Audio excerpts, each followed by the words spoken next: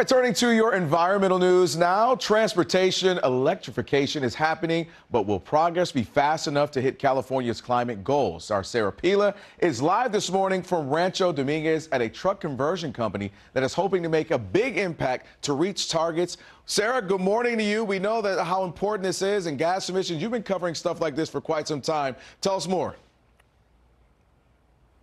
Yeah, and I love this concept here at Evolectric. So we're inside of their headquarters here in Rancho Dominguez, and what they do, they're a clean transportation company that creates circular electric vehicles. So what does that mean? I'm going to step out of frame to give you a good idea here. So to the left over here, this is an old diesel truck. This was destined for the junkyard or perhaps to be shipped overseas. What Evolectric does is they give them new life. They upcycle these trucks and make them into 100% electric vehicles like you see on the right. So the batteries have already been installed here, some of the electric components. So that's what they do. And these are the types of trucks that you would see moving goods throughout the city, things like delivering to your neighborhood grocery store or a warehouse.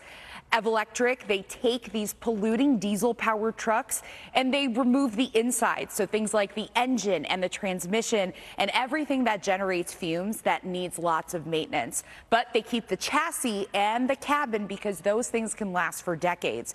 Once they clean these trucks out, the conversion happens, adding in the batteries and other electrical components. Co-founder Jackson Alvarez says these conversions are fast, reliable, and affordable. They can be done in a week, cost much less than a new EV, and are equipped with the latest technology. It's the fastest path to go zero emissions. It's the most sustainable because you're avoiding the emissions from building a chassis and building a cabin and all the logistics tied to it. So it's the shortest path and most sustainable, but also it's something that makes it very affordable. So why not support a solution that makes it easier for especially small businesses to transition? And new funding has just been awarded by the California Air Resources Board, known as CARB.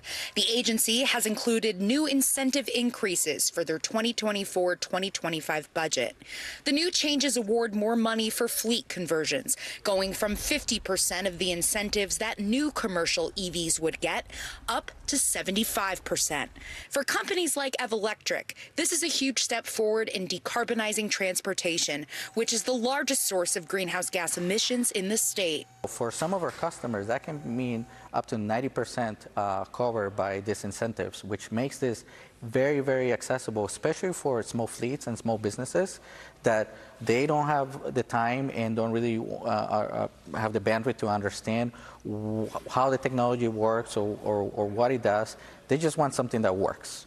And we're providing a solution that works, and if it makes accessible from a monetary standpoint, then they're in.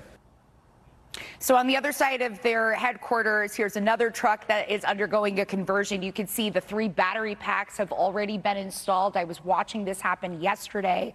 And speaking with the California Air Resources Board, they say that a brand new EV truck of this class would get a $60,000 voucher. Now, a conversion like this, because of the new policy change, would get $45,000. That's up from $30,000 before this change, Kelvin.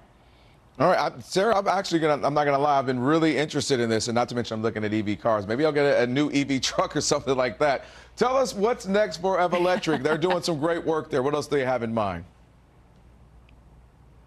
Yeah, so it's sort of a two-prong approach of what they're trying to do. First, it's to make their conversion kits compatible with any truck, any model. The other is to have a process that any service center that you go to currently right now that would change your oil would be able to do these conversions. So that is exactly what they're working on. So they are able to scale this type of technology and put more of these conversions on the road, which will help us hit climate goals. I love it. I know how important that is. You always remind me how it is we try to hit these goals. Sarah Pilla, thank you so much as always. We appreciate you. Saying I can picture myself driving one of those. What do you think? Nacho, could I drive one of those? No? Yeah? Thumbs up? All right, good. Here's a live look, folks. Our traffic